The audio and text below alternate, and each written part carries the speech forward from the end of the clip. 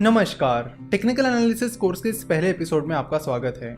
जब भी हमें स्टॉक मार्केट में किसी कंपनी में इन्वेस्ट करना होता है या किसी कंपनी का शेयर खरीदना होता है तो हमें सबसे पहले यही चीजें बताई जाती हैं कि पहले आपको एनालिसिस करना होगा। फिर हमारे दिमाग में अगला सवाल ये आता है कि एनालिसिस कैसे किया जाता है, कौन कौन से टाइप्स के एनालिसिस होते हैं और किन सिचुएशंस के लिए कौन सा एनालिसिस हमें करना चाहिए। तो आपको बता दूं कि बेसिकली दो तरह के एनालिसिस होते हैं, टेक्निकल एनालिसिस और फंडामेंटल एनालिसिस। तो पहले टेक्निकल एनालिसिस की बात करते हैं। टेक्निकल एनालिसिस में कंपनी के शेयर प्राइस और कंपनी के वॉल्यूम का एनालिसिस किया जाता है और उनका एनालिसिस करके उस कंपनी की फ्यूचर प्राइस को प्रेडिक्ट किया जाता है। वही फंडामेंटल एनालिसिस का तरीका अलग होता है। जिन लोगों को फंडामेंटल एनालिसिस पता नहीं है उनके लिए हम फंडामेंटल एनालिसिस के कुछ बेसिक चीजें रिपीट करते हैं। तो फंडामेंटल एनालिसिस में कंपनी के मैनेजमेंट का एनालिसिस किया जाता है कि कंपनी का मैनेजमेंट कैसा है, उनके एथिक्स कैसे हैं, कंपनी कॉर्पोरेट गवर्नेंस को फॉलो करती है या नहीं करती है। देन कंपनी के फाइनेंशियल स्टेटमेंट्स को देखा जाता है और उनका एनालिसिस किया जाता है, जैसे कि balance sheet, profit and loss statement, cash flow statement, इनका एनालिसिस किया जाता है। उसके बाद कंपनी के प्रोडक्ट्स और सर्विसेज का एनालिसिस किया जाता है कि कंपनी के प्रोडक्ट्स क्या क्या है, कंपनी की सर्विसेज कौन कौन सी है, उनकी फ्यूचर में क्या डिमांड हो सकती है, फिलहाल वो प्रोडक्ट्स एंड सर्विसेज कैसे परफॉर्म कर रहे हैं, कौन सी नई चीजें कंपनी आगे चलकर लाने वाली है। इन सारी चीजों का एनालिसिस किया जाता है। साथ ही कंपनी का वैल्यूएशन निकाला जाता है और उसके बेसिस पर डिसाइड किया जाता है कि इस कंपनी के शेयर्स को किस प्राइस पर खरीदना सही रहेगा।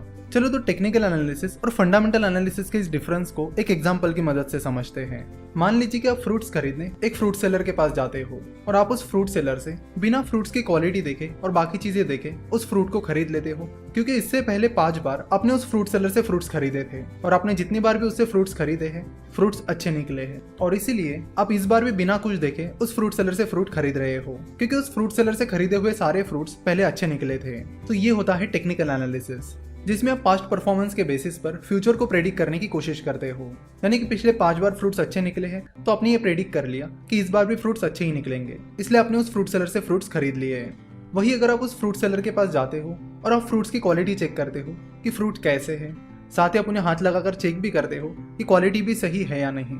उसके अलावा आप फ्रूट सेलर का भी एनालिसिस कर रहे हो कि वो फ्रूट सेलर कैसा है, वो अच्छे फ्रूट्स बेचता भी है या नहीं, वो अच्छे फ्रूट्स बेचकर अच्छा बिजनेस करता है या फिर कुछ भी बेचकर बस पैसे कमाने की कोशिश करता है, जिस प्राइस पर वो फ्रूट्स बेच रहा है वो सही है या नहीं। ये सारी चीजें जब आप चेक करते हो तब आप फंडामेंटल एनालिसिस कर रहे होते हो।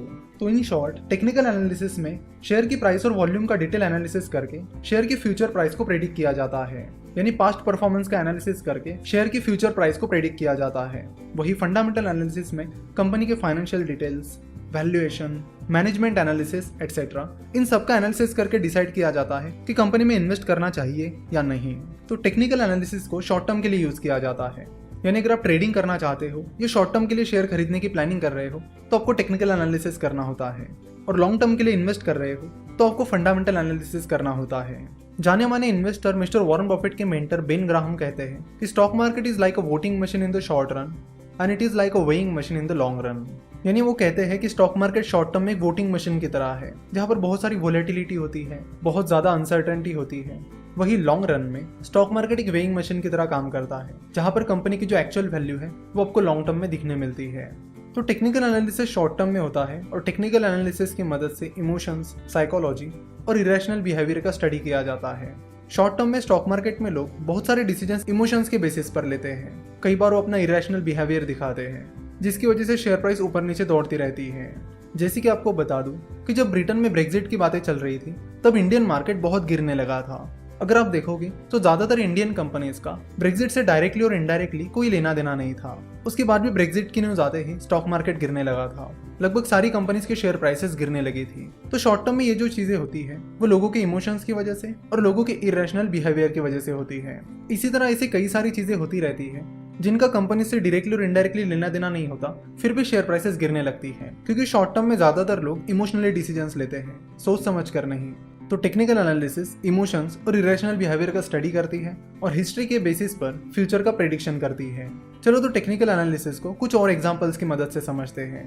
कई बार यूनिवर्सिटी एग्जाम्स में या कॉलेज एग्जाम्स में बहुत सारे स्टूडेंट्स पहले पिछले क्वेश्चन पेपर्स का एनालिसिस करते हैं कि कौन कौन से क्वेश्चंस रिपीट हुए हैं, और जो क्वेश्चंस पिछले 3-4 सालों से लगातार रिपीट हो रहे हैं वो उन पर ज्यादा फोकस करते हैं। वो सोचते हैं कि ये कुछ स्पेसिफिक क्वेश्चंस पिछले 3-4 सालों से लगातार आ रहे हैं, इसलिए ये क्वेश्चंस इस बार भी जरूर आएंगे।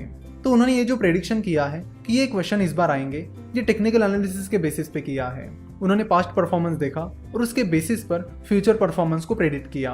उन्होंने देखा कि पिछले 3-4 सालों से लगातार ये क्वेश्चंस पूछा जा रहा है, इसलिए संभावना है कि इस साल भी ये क्वेश्चन रिपीट होगा। तो टेक्निकल एनालिसिस बिल्कुल यही करता है, पास्ट परफॉर्मेंस के बेसिस पर फ्यूचर को प्रेडिक्ट करता है।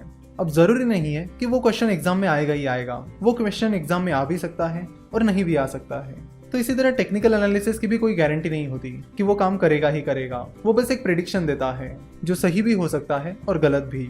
चलो टेक्निकल एनालिसिस का और एक एग्जांपल लेते हैं।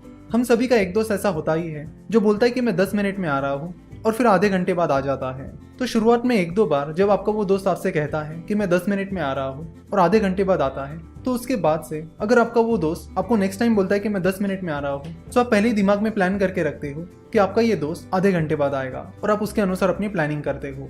तो अगेन आपने ये जो डिसीजन लिया है वो टेक्निकल एनालिसिस के बेसिस पर लिया है। तो ये था टेक्निकल एनालिसिस का इंट्रोडक्शन।